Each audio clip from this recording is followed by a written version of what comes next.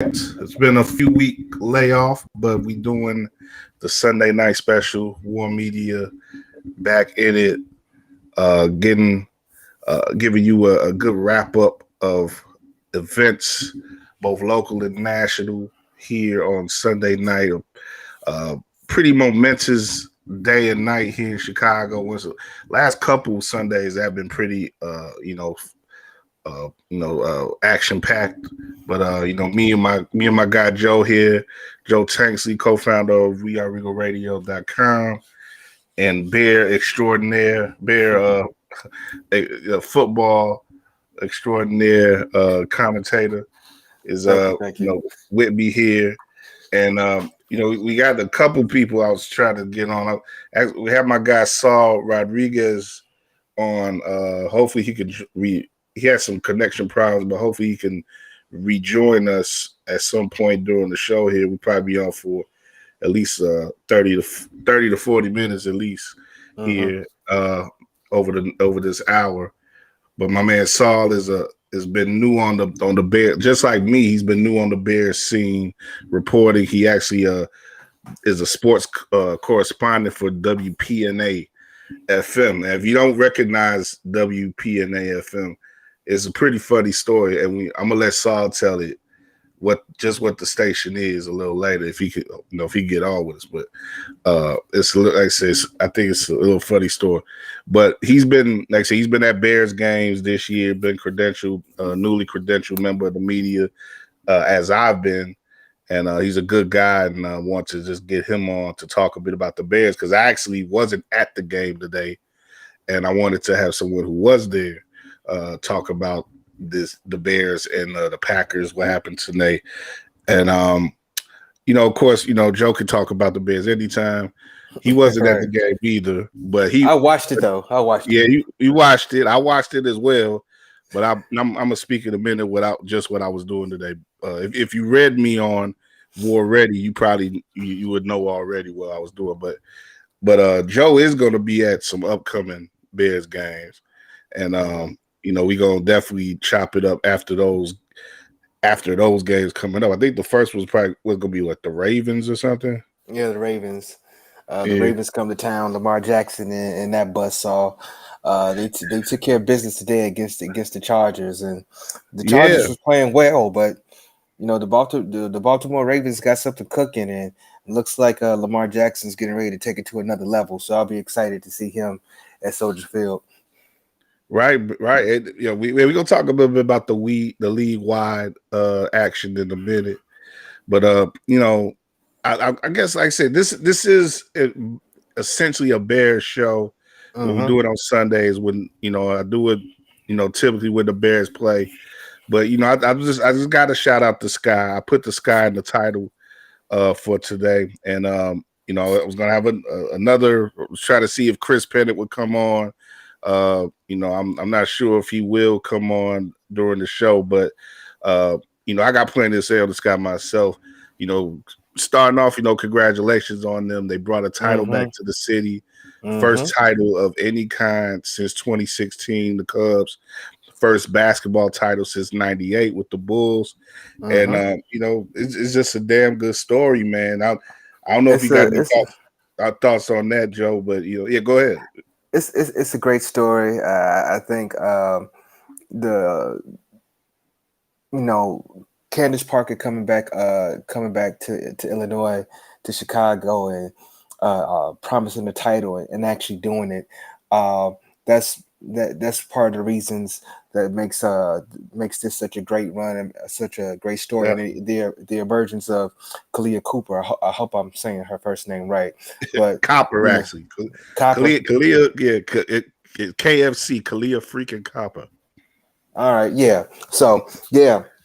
She was phenomenal throughout the playoffs, and that iconic picture that they've been making a meme of all over social media with her staring the old girl in the face, after the loose ball, that's going to go down in meme history. And I know that people are talking about putting that picture on the shirt and framing it already. I think it was that guy, I got Josh Hicks, who actually said that on Twitter. He wants to put that picture in the frame, but Josh put up a link in Oh, one of our text chains. They got the shirt. Somebody making the shirt. You can get the image on the shirt. okay, no Already. doubt, no doubt, no doubt. But you know, they just in the way that the city showed up, you know, for women's basketball and for these women who really did something special. And the way the city backed them and you know filled up Wintrust Arena and really gave them a home field advantage. That was a phenomenal you know moment for the city, and you know winning their first WNBA title as a franchise. That was great. Joe, right quick, Joe. You got a daughter, right? You know, is she getting into sports? Is this a thing where she's Yeah. noticed any of this? Out of both my kids, she is definitely the most athletic of the two. And I would say, you know, with my father being a former, my father-in-law, I should say, being a former NBA player, it's definitely her genes. So I wouldn't be surprised if, you know, she got a little bit older, she kind of took to sports. But Tell the audience about your father-in-law, right quick. my father-in-law, Lawrence Lewis, um, played at DuSable High School. Former roommates with Norm Villalere. He played at St. Francis University in Pennsylvania. Um, you know, drafted by the 76ers. I believe he's in the Illinois High School Hall of Fame as well.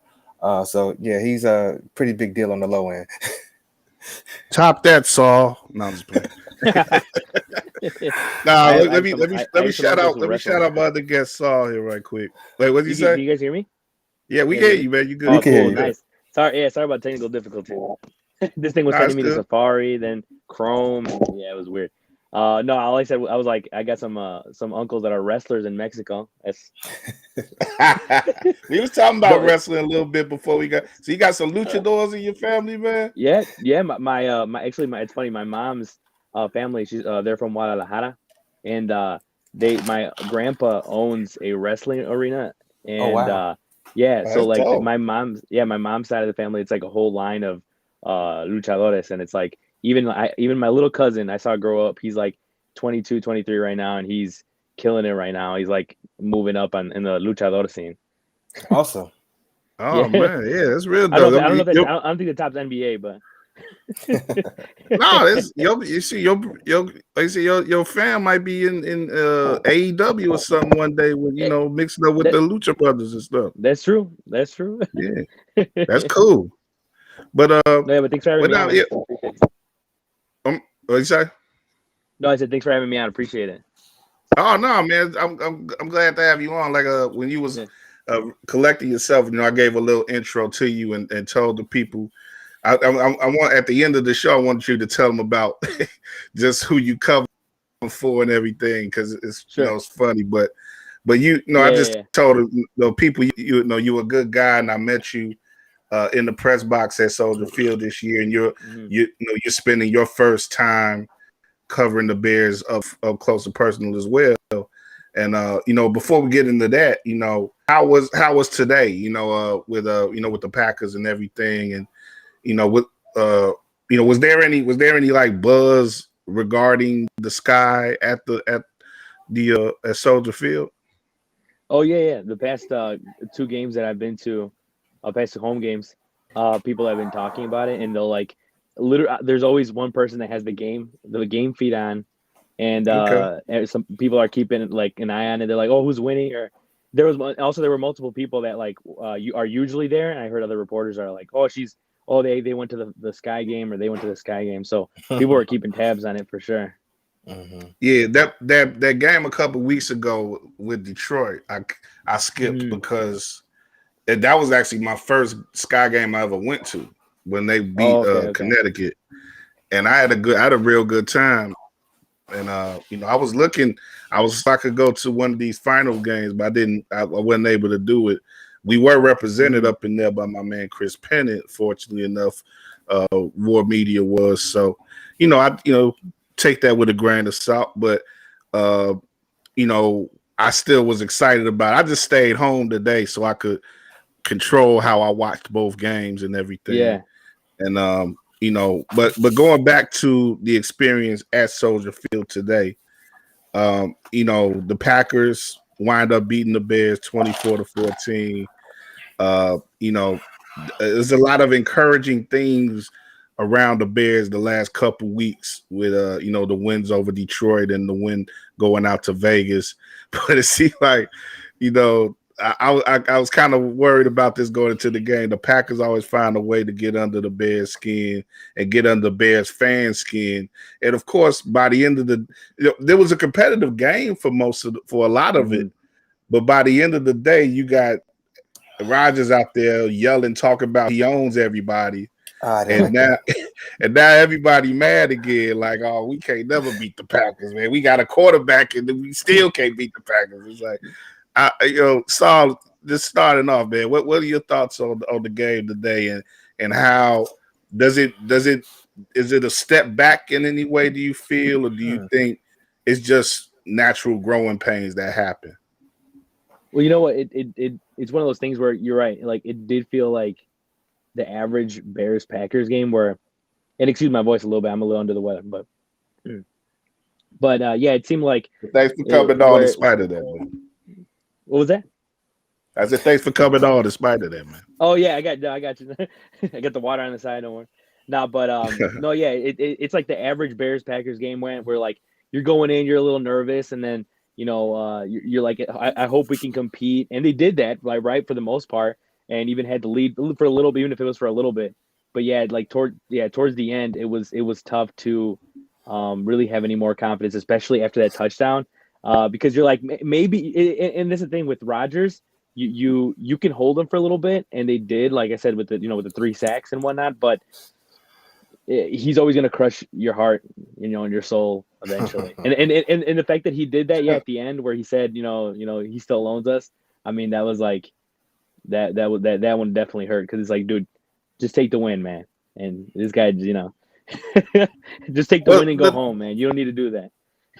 The thing about that to me is that he really does like to beat the Bears, and as uncompetitive, as uncompetitive, if that's the right word, non-competitive as the Bears have been against him throughout his career, he still relishes going out. I think especially coming down here and beating the Bears in Soldier Field, he gets a kick out of it. And the thing from here is that no one has ever, or maybe back in the day, there was some people who had, like when we had the remnants of the Super Bowl team, you had some hard head guys, there's some competitive guys, but since then, nobody has matched Rodgers' energy with the Bears. They don't have anybody who's that competitive, who's like, look, we got to smash these Packers when we see them. We got to put them fools in the dirt, so on and so forth. The quarterback can't match that. The quarterback, we never had a quarterback talent-wise who can match Rodgers. We have a promising quarterback now, but he's too young to really have that sort of swagger or confidence about him. Our coaches are never worth a damn. And the one we got now is just like, he's always talking about, finding out the why and all this and that and stuff. It's like, look, find out the reason why you can't score over 20 points in a game that's worth anything. Find that out. And let's talk, and then let's talk about something. But the Bears just competitively don't seem to ever rise to the level of the Packers and of Aaron Rodgers in particular. And as long as Aaron is playing for that team, I don't know how this rivalry is ever going to turn around. And so we better hope that he really wants to be out the door in Green Bay after this year, because as long as he playing for that team, they're gonna be beating the Bears behind. So, but Joe, what do you think about all that? Well, the Bears Packers is the oldest rivalry in football, and once you start, you hear it from the players, and they speak about this all the time. Once you start playing for, either one of those franchises, that's just something that they preach throughout from the top down. You got to beat the Bears, or you got to beat the Packers, and so I think it's kind of cool to see Aaron Rodgers feed into that a little bit. And Soldier Field can be a hostile environment at times, and coming in here and being able to beat a big market team, I'm pretty sure that feels good because he does it so often. That's one of those things that you can count on. you know you know it's a free lunch, for him. So but I think what you all were saying is that I think in today's game there were some promising things. I think Justin Fields, still a rookie, still learning, and I saw some improvements from him today. Still holding on to the ball too long, but he made some great throws today, and that just kind of gives you a window into what the future could be like once he gets settled and gets his timing down and learns to trust his receivers a little bit more. I do think they got something running the ball. Even with having Montgomery out and Williams going down to COVID on the COVID list, they plugged in Khalil Herbert and they were still able to have success running the ball, and that's something that they're going to be able to lean. That's something they're going to be able to lean on throughout the rest of the season. The way that they're doing it, that's become their bread and butter, and the fact that they can plug in their third string, fourth string running backs and still have success doing it is a huge positive, especially for that defense. And like you said, with the energy, the Bears, they're not as bad as everyone thought they would, were going to be, but they're still not as good as they can be or should be. And you saw that today going against the Green Bay Packers. The Green Bay Packers are still the class of the NFC North, and the Bears got some room to grow and still got a lot of room to improve. Yeah, that's good. That's a good way to wrap it up there, Joe. Where that the Bears are not as bad as they could be, but they're not as good as they thought they were yet. And that's pretty much the overall storyline, the overall narrative right now.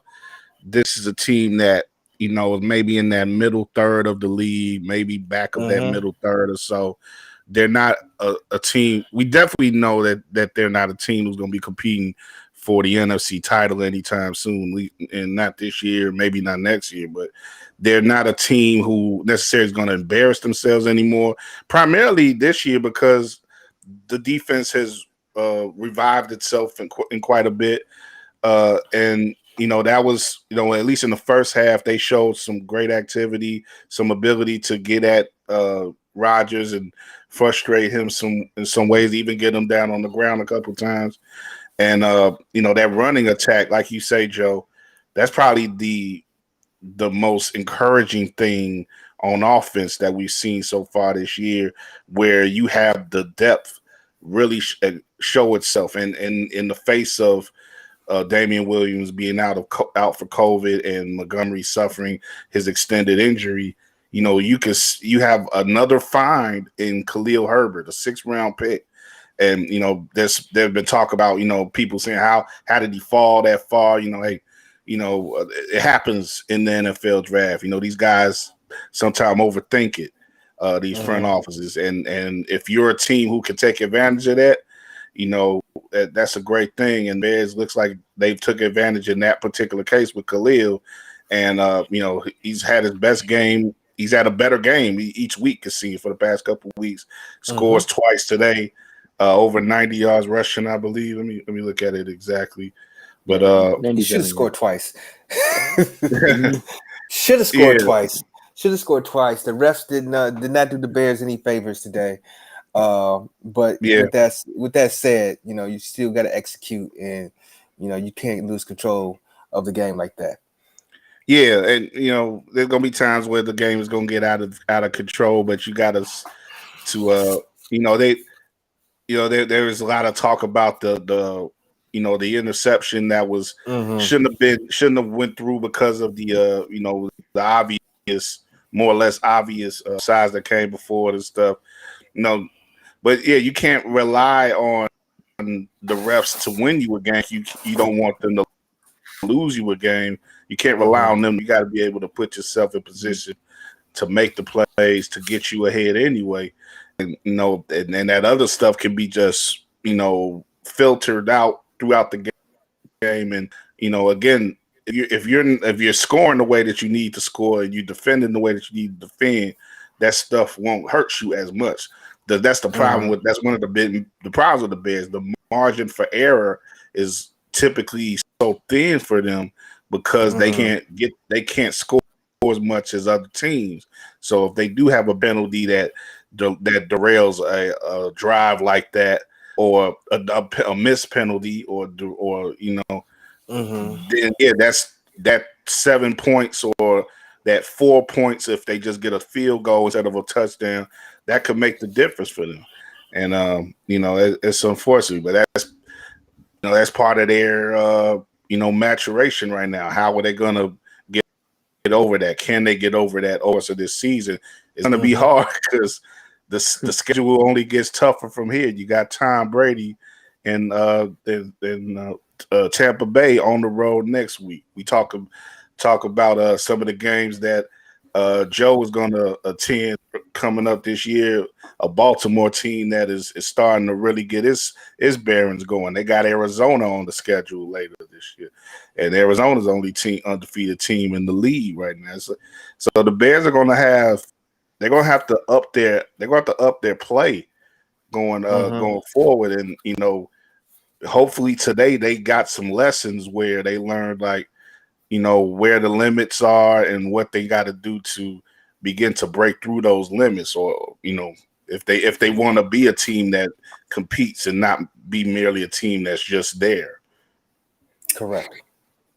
Yeah. Saul, anything else that stuck out? Yeah, go ahead. What else stuck out to you in the game today?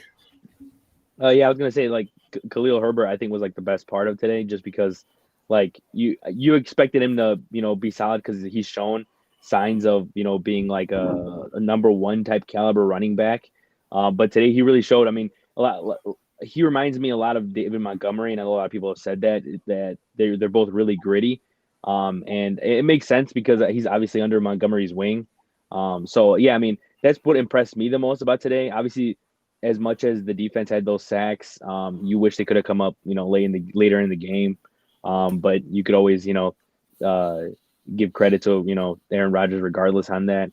But yeah, I mean, it does, like I said before, it's just a classic Bears Packers game where you just were hoping they were going to, at least compete. And at the end, Rodgers, ran away with it. But yeah, it's going to get tough. It's not going to get any easier, especially with Tom Brady next week. And you hope they can get, they can go, trend upwards, but I feel like as Bears fans, we're always saying that, right? Yeah, right. I think I think the Bears are, they're middle of the road. I mean, last year they made the playoffs at 8-8. They kind of backed into the playoffs. I don't know if that's going to happen again. I don't know if that's going to happen this year, but they're still in the mix, and they're playing competitive football. And I think they're going to surprise some people by winning some games that they much like they did in Vegas. I was at that game, and they surprised people with the way they performed on the road. I'm not saying they can do the same thing in Tampa Bay, but I think there's times that this team has shown resilience and they've been able to bounce back and have good performances. There's going to be a even taller order against Tampa Bay, but I'm looking forward to watching them play. I'm not. I don't dread watching them play anymore like I did after that Cleveland game in that Rams game. So that's a good point because it could be a lot worse, Joe. That's the point, man. After that Cleveland game, it seemed like they couldn't do nothing. But the last couple weeks again, they've been able to get their confidence up a bit. They've given us something to be encouraged about.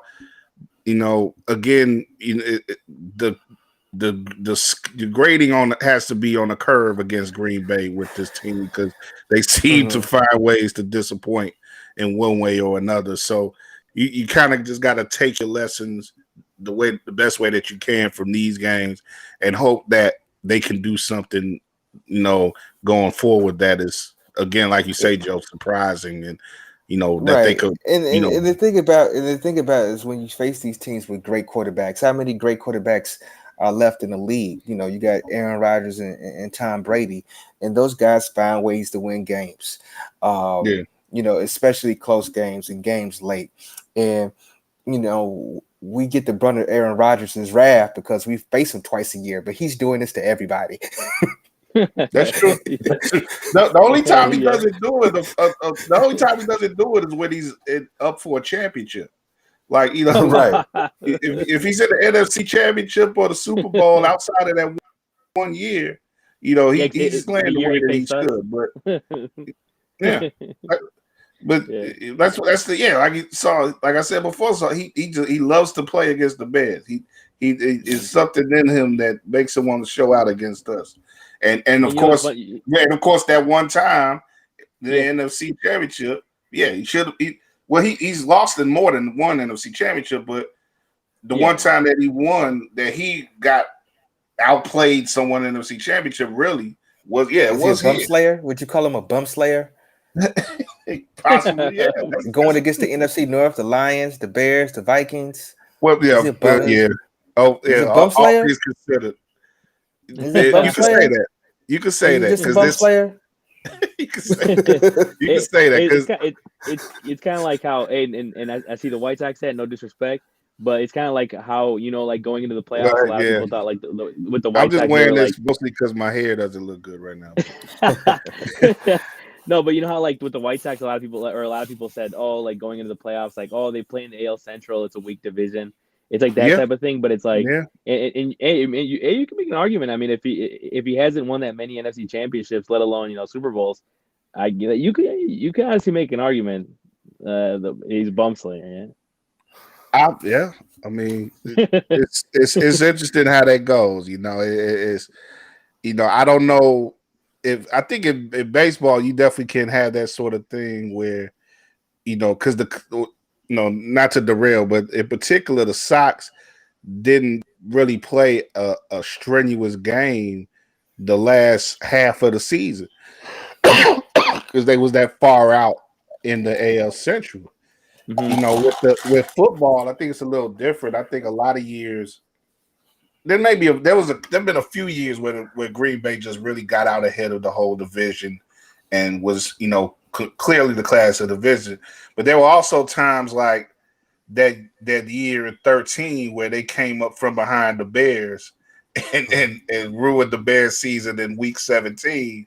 And it's just I think that year, I'm pretty sure that year when they met the Bears in the NFC Championship, I think that was the year that they let them sneak in, right? Yes, the Bears could have knocked them out the playoffs at the end of the year. They didn't do it, and they wound up as a wild card going all the way. Green Bay does. So it's sort of like a tortoise and hare thing sometimes too, where the Bears they tortoise. I mean they get out there like a hare and think that they are doing what they're supposed to do, and then that old silly tortoise comes from behind and just beats him like he always does. But relax. Relax. Relax. RELAX. Relax. And what's funny too is I don't know if you guys heard, but he like how he this was like a couple days ago. He said how he loves playing here. Like he loves the city of Chicago. Like he was being all nice about it. Like oh, like I love Chicago. I love playing in front of these fans. It's a great sports city. And then he even had like this little anecdote about like how he was walking on Lakeshore Drive or like along the lake, and he like he met a mom with her son, and like they walked like along the lake, and they had a great conversation. Like, and then he comes out and does this to us, and then at the end of the game says he owns us. So. That's probably one of those stories. You know how like politicians make up those anecdotes where they talk about the old men or women that in Kansas that they run into while they're on the. That's probably one of those stories that he probably made up that story. Essentially, what I'm saying. Anyway. Right? Yeah, just to make it sound like he's a nice guy, in Right. Chicago, and We saw the realer side of him in the fourth quarter. Yeah, That's what we saw.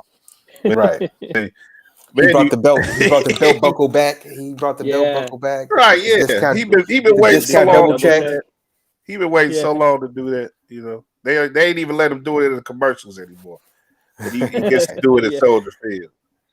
But right quick, let's get into the rest of the league stuff. Joe, you made mention of a couple of the teams that the Bears are going to face going forward. Actually, you made mention of the Raiders too. And see, what kills me is when the Bears lose, they beat a team, and then the team comes back the next week and looks better, and then they wind up with a better record at the time than the Bears. Like that's what the Raiders did this week. The Raiders went out, they smashed the Vic Fangio's Denver Broncos. David Carr winds up with like 300 yards passing, and now they got a 4-2 record while the Bears are just 3-3. Now, no, the Bears lost last week. The best they could be this week would have been 3-3 anyway. But it's like, man, what did we really do to those dudes last week? Was it all about them having to play another game under John Gruden or what? I don't know. But they just look like a complete separate team today than they did last week. Well, I will say that when I went to Vegas to watch the Bears, that was more like a home crowd for the Bears. I mean, it was a lot of Chicago people at Allegiant Stadium, and it got to the point. It was at one point where the visiting fans, the fans from Chicago, were louder than the Raiders fans, and we were causing false starts for David Carr and delay of games and stuff for the Raiders offense. That's how loud we were, and. In my section in particular, I would say that the Bears fans outnumbered Raiders fans, and the Raiders fans were quiet, and had the long face. But I mean that's the thing about the Bears. You know what I'm saying? That like when they went in on the road and to Allegiant Stadium and were able to beat the Raiders, the team with a winning record. They beat the Bengals, another team with a winning record. So this is one of those things when you're dealing with a young quarterback. You got a solid defense, but you're still trying to develop Justin Fields and get your footing offensively, and put some points on the board. And that's really what it really kind of boils down to is the development of Justin Fields. They're going to be in a lot of games, but the success of the season is how well he develops, and it's going to have its ups and downs like that. And it's going to be moments this season when you think you're taking a step back, but there was some promising things that you got to take into account as well as far as the development of Justin Fields, because this is it.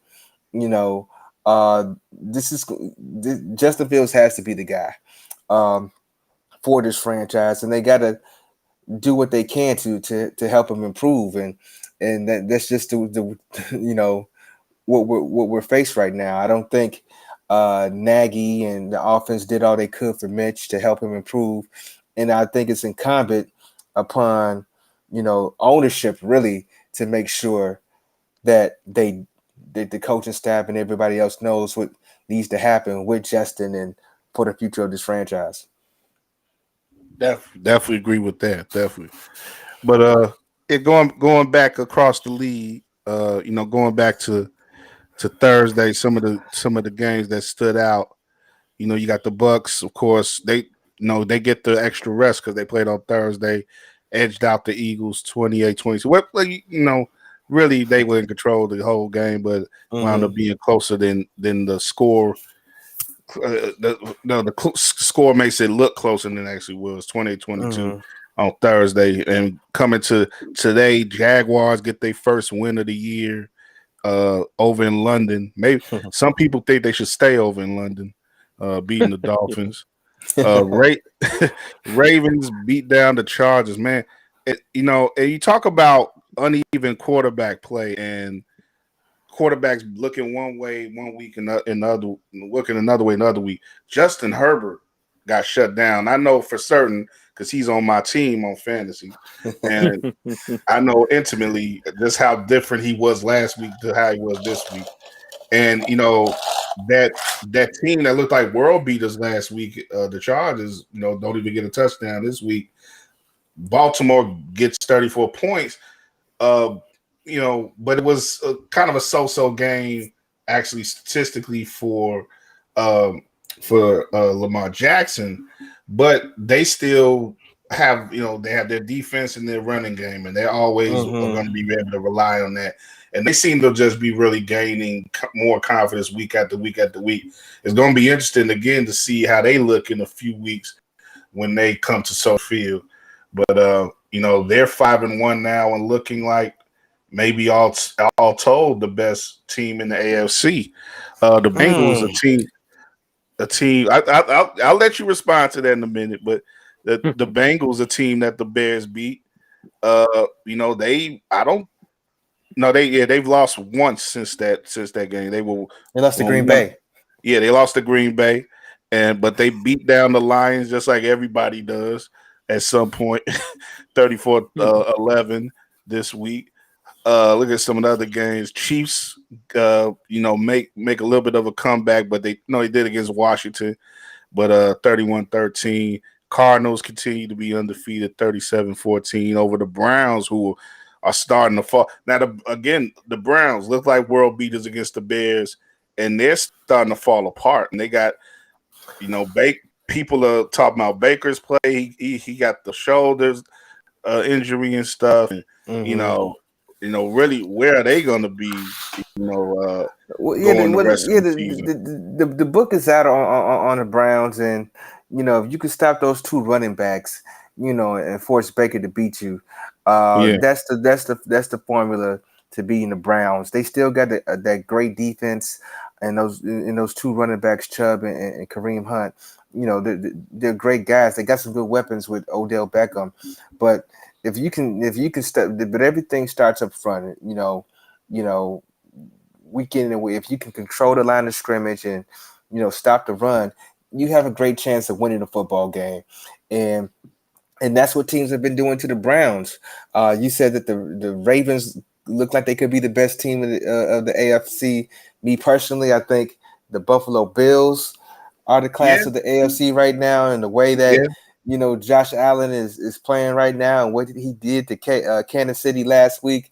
And Kansas City is not the Kansas City of like they were before, but doing that on the road in their stadium and just showing out and balling out the way he did, that was a phenomenal performance. He's jumping over guys, hurting them. Josh Allen is having an MVP caliber season, and with him and Lamar, two dynamic quarterbacks, in the AFC, it's going to be fun to watch that race going down to the get into the playoffs. We'll see Buffalo tomorrow against Tennessee. That'd be a bit of a test. So they could make another impression definitely tomorrow. But look at the two more teams that may have made impressions today. You got Dallas winning that overtime game against the Patriots. Should they have necessarily gone to overtime with the Patriots? Right. I was worried about that. The Cowboys, I think they've won closely more so than not in this early run, but 5-1 still. Really can't ask for more than that. They got the best ball hawk in the league right now in Diggs, and that's they're in the position that they need to be. That's really, when you look at their division, it's going to be hard to see them fumble that away, even though we've gotten used to seeing the Cowboys play worse later in the season than at the beginning. like I say 5-1, I think it's going to be hard for them to give Right. up in that NFC East. When you look at teams like the Giants, who Yeah. got beat down by the Rams today, another 5-1 team. Right quick, we talk about the best teams in the AFC. The Cardinals again, they are 6-0 undefeated. Would we give them the title of the best NFC team right now, or would it be one of those 5-1 teams behind them, Green Bay, Tampa, or Dallas or LA? You know what? I would say that right now the Arizona Cardinals are playing the best football. They are 6-0, but that NFC West is a tough division. They got to see the Rams again. They got to see the Niners. I don't know when Russ is going to come back, but they got to see the Seahawks. That's a very tough division to play in, and I would say whatever team is able to make it out that division, particularly, would probably be the best team in the NFC. I think the Rams still got something to say, and they're going to play again. They got one more game, so we'll see what happens with that. But right now, like you said, with the Cowboys in the NFC East, they bump slaying. And they'll make it to the playoffs. They'll make it to the We gonna playoffs. run with that bump slaying, man. They're gonna make it to the play. And you know what? I'm happy for Dak Prescott coming off the injury and playing the way that he's playing this year, and finally getting his payday, and getting the due credit that he deserves for leading that team, because we saw what the Cowboys were without him, and so I'm happy that he's playing well, but. The NFC East is just not a good division right now. The same thing with the NFC, NFC South. You got the Saints and the Panthers and the Falcons. They could all kind of just muddle together, and Tampa Bay is going to just run away. So, like I said before, whatever team comes out of the NFC West is probably going to end up being the best team in the NFC. That's a reasonable way to go. Saul, would you agree with that, or what do you think? No, definitely. Because I mean, what I was gonna say about Dallas was, like I think it is. I think they do deserve some type of respect, just because of the sense of Dak coming back from injury, and they look like they're running on all cylinders. With obviously, as you said, Diggs. Those interceptions, the amount of receptions he has is ridiculous, and Elliott, of course, running the ball and stuff like that. But yeah, all you really have to do is look at the division for the NFC West, and you're like, if you're playing those teams twice a year, then whoever is undefeated, for example, right now, has got to be the best team. And honestly, I'm not gonna sit here and say like Arizona is 100% gonna be like a Super Bowl contender, like to be there at the very end. I feel like I got to see more like from them in the playoffs, but Sure. As of right now, for me, it's definitely between Arizona and LA, their best team in the NFC. Yeah. And the game going on right now, I usually have, worry about putting this show on during Sunday Night Football. A lot of the games are often dope. This actually is a competitive game going on right now, but two middle of the road teams, given their records and everything right now, and what they got, actually talent wise going for them. Injuries have affected both the Seahawks and the Steelers. But they're, 2 and 3 teams, and they're locked up 17-17 right now. So when we wrap up this show, if you want to go to that and check them out, feel free. But but right quick, like I say, just looking at, I guess, anything else that sort of sticks out to you, Saul, about the league, or that interests you in the league right now.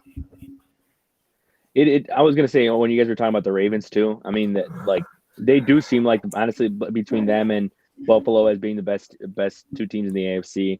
That partnership with Lamar Jackson and Hollywood Brown has been crazy, and that's not just because I have Hollywood Brown in fantasy, but that like it's been crazy. Also not only that too, but I've also been kind of surprised in the fact that Emmanuel Sanders has had such an impact too in that offense. Like, we know the type of wide receiver he is, but how he's been able to impact that offense and be like a little duo with Stephon Diggs has been pretty impressive to see. But yeah, I mean, all that game tomorrow is definitely one to watch because I want to see how Buffalo handles Derrick Henry and what Tennessee can do because I feel like it's gonna be a big game for Tennessee, honestly, in their aspirations for playoffs. So it's gonna be a great game. But yeah, for me, if I had to like pick like a best team in the AFC right now, it's got to be the Ravens. Okay. All right, we got you 2-1, Joe. So. Okay, so good. It's one of those things too. It's like no wrong answer. It's like you could have said the Yeah, Rams. Like, I really or do like Buffalo too, and the thing yeah, is, I like Yeah, go Buffalo's. Griselda. Yeah, right. That's definitely one reason to like Buffalo Griselda. But the Buffalo Bills actually themselves, remember Saul when we, I think I was sitting next to you at that game in August, that preseason game. Now, you can only glean so much from preseason games, but I was really impressed by how professional that team sort of felt, especially compared to the Bears, and how they came into that game. And I think part of it was Trubisky, the so-called Trubisky revenge game and stuff. It doesn't matter to a hill of beans, but the way that they worked, seemed like they were ready for the regular season. They looked like a team that came off a season where they felt like we could have, if a few things bounced more our way, we could have gotten to the Super Bowl. We could have maybe won the championship last year. So we're coming out this year to putting our all into it, and we ready to make that championship run. And they've continued that sort of momentum through. And they had a horrible week one. They found a way to lose to Pittsburgh, but since then they haven't been off their square at all. They've been on it, and they definitely are contenders. I thought in August they were Super Bowl contenders, and right now they look like Super Bowl contenders. But yeah, good football talk, guys. I appreciate you guys. Saul, man, I'm definitely gonna have you back on. But as our audience gets to know you, man, like I said, you're a good guy. You're doing your thing here in Chicago on radio, and I want you just give you a little bit of your background right quick, and let people know a little bit more about you and the station that you work for, which is a little sort of interesting, given that your name is Rodriguez and you're obviously of a Latin descent. What station that you work for here in Chicago. Oh no, yeah, and again, thanks for having me on. But yeah, no, so I was basically born and raised here. I was born in Chicago, but mostly raised out in the suburbs. But yeah, no, I'm still going to school right now. I go to Roosevelt University, and I'm studying broadcast journalism. But yeah, so I got this gig. I got a buddy who works for the WPNA FM, which is a Polish American radio station. And it's funny because that station 103.1 used to be a Latin station as well, a Spanish station, and so yeah, so that's what I'm basically the only Hispanic or non Polish speaking person on the station. But I do the English sports. They have someone who does the Polish sports. But yeah, no, I told Kyle when I first met him, I'm like, yeah, every time I tell someone what station or what station I work for, they get a little chuckle just because of just how funny it is, just because it's like so random, a Mexican guy working for a Polish station. But no, it's been a good time, man, and they give me a great opportunity and to do cover these sports. And yeah, like you said, this is my first year covering the Bears, and it's been great, learning more and stuff like that, and just trying to get and enlightening the Polish community, because they're, to be honest, obviously with Europeans, they're mainly into soccer. Not like soccer as much as any Hispanic or European, but it's cool to see what if they start getting into more like baseball, basketball, and stuff like that, to enlighten them. But yeah, it's been a great time, and definitely a good first step in my career for sure. Awesome. How does your audience react to your coverage and the stuff that you give them regarding the Bears and everything? Yeah, I mean, we get, so for example, like I also I'll control the Instagram for the radio station, and we do get some replies, like rooting for the Bears and stuff like that. I know the host at the radio station, they said they'll get texts or they'll get emails saying that they like the boosted coverage, because they're like I said, they're fairly young station, so they bear I've been there now for about 2 years now, so the sports on that station has gone up in the sense of coverage. So I think people like that just because, like I said, a lot of people from the Polish community are not super familiar with football in itself. But it's been great reception so far. Nothing negative.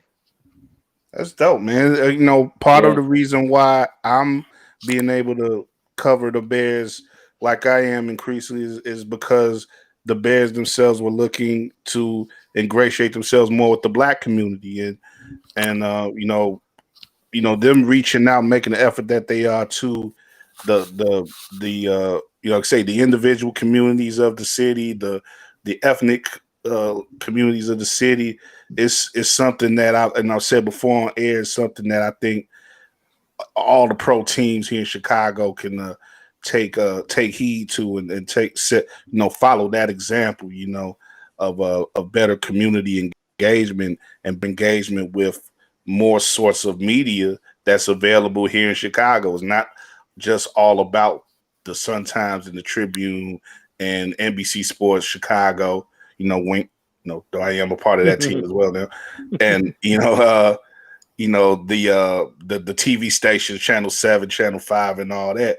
There's a lot of media out here, a lot of people who are passionate about the Bears, and a lot of different ways to get information out to the people and to let us work as professionals and disseminate that information as well and present it in the way that we can. I think it could lead to a lot of more different storytelling, a lot more different angles that could be unearthed, that can, it could be more critical of the Bears, but it can also shine light on players and stuff, stuff around the team that could be engaging as well. So, I salute the Bears on that, and like I said, I appreciate the hospitality that they've had for us and getting to come to Soldier Field this year. And I appreciate the platform to be able to do what I do. And, we're definitely going to make it work. And people like Saul, I know, is going to make it work as well. And hopefully this will lead to you, this will just be another story for you when you're covering the NFL overall or whatever, or some other, big time sport or whatever, however you want to go far in your career. This, you could be able to look back on this time and look back on it fondly as the start of something big. So definitely wish you wish you the best on that, Saul, and look forward to seeing you again. Like I said, I'm not missing any more games this year, so I don't plan on it. So, we'll be building pretty soon at the press box at Soldier Field. Oh yeah, for sure. No, thank you very much, man. And I didn't get other gentleman's name. What was your name, man? Joe. Joe, nice to meet you. Tanksley, Nice to meet Joe you. Tanksley, the co-founder of WARR Media as well. So Joe will be in the press box himself before the end of the year a couple times. So yeah. And Kyle, congratulations on the gig too. Thank you, man. I appreciate it. No doubt. Congratulations. Thank you, Joe. Thank you, Joe. You and D and Sean, man, y'all help provide a platform that allow me to do what I'm doing today. So I always have a measure of gratitude to y'all, man. So that's real. But Joe, anything else you want to say? Yeah, so I'll be at the Bears games, covering the Bears, and I look forward to being back on here. You can follow me on Twitter at @badman_Tanksley, where I talk about all kinds of stuff, mostly whiskey, cigars, and football. So yeah, if you want to check out that, I've always got a picture of a cigar that I'm smoking or some new whiskey that I'm trying, and definitely football and stuff like that. So definitely follow. Yeah, my man Joe, he deserves more followers, man. He's a good follow. So definitely look out for him on those follow Twitter. You, Joe. No doubt. Saul is on it, man. Saul is on it. Saul, yes, let's get Saul some more followers too, man. Let's get us all some more followers while we at it, you know. But we gonna keep doing our thing. Oh, go ahead, Saul. Oh yeah, no, I got you. I was gonna plug. No, but it's at SAULR_26.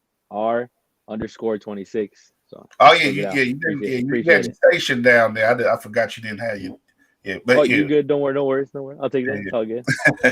Yeah, definitely follow Saul, man, and on Twitter as well, and listen to him if you can, you know. Like, well, he does the English reports, so yeah, check up with him if you know, but you know, maybe while he isn't on, you can learn a little Polish too as well. You know, ain't nothing wrong with being bilingual.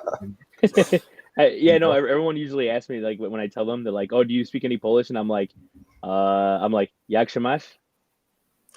Like, and it's like I don't know much. That's it. It's like that's like congratulations or how are you? Like, you can use that. That's very versatile, so that's why I use that one. You could say un poquito and really confuse them.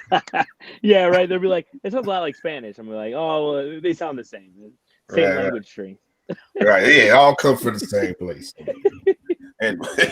Anyway, that's it, man. Sunday night special. Really glad to have these two brothers on and chop it up with you.